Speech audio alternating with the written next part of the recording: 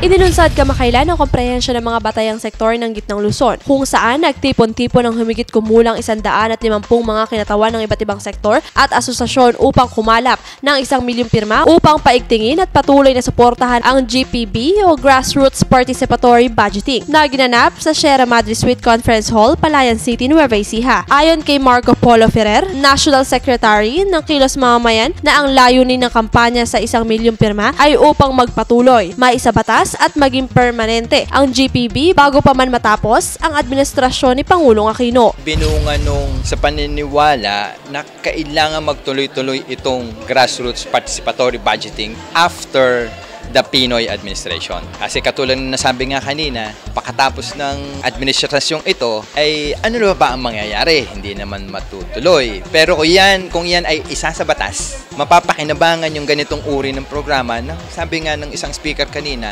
ng anak ng mga apo natin. Ibig sabihin, maging permanenteng katangian siya ng gobyerno na kung saan ay kalahok yung mga tao. Kaya doon papasok yung pirma.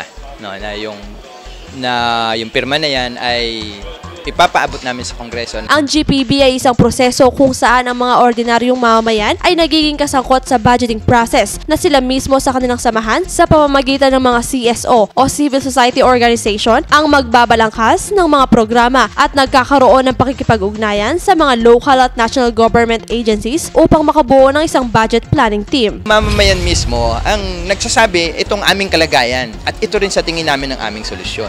Yun yung proseso niya. At bilang kinatawa ni Governor Aurelio Oy Umali, ay nagbigay ng isang mensahe si Provincial Administrator, Attorney Alejandro Abisamis, kaugnay sa usaping GPB. Ngayong taon ito ay minabuti po ni Governor na imbis na sa ganito magarbong selebrasyon muli, gastusin ang budget para sa selebrasyon ng unang sigaw.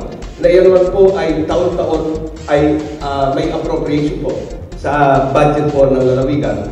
Minabuti po ni Governor na itong pondo na ito ay ibigay na lamang or gastusin sa piniling 4 na barangay, isa sa bawat distrito. Yung paggastos po ng pondong ito ay naayon po doon po sa prinsipyo ng GPB. Dahil ang ginawa po ni Governor, inalam po sa bawat barangay, sa mga kapitan, ano ang mga pangangailangan ninyo at itong pondo na ito, hahatiin natin sa inyo, yan ang gagawa natin sa inyo.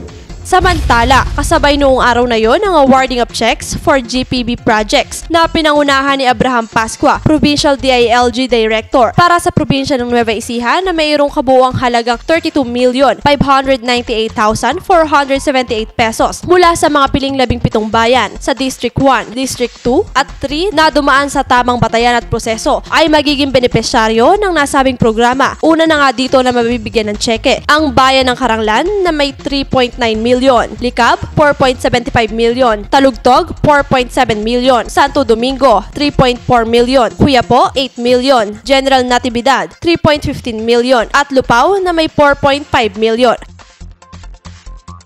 Para sa Balitang Unang Sigaw, ako po si Joyce Fuentes.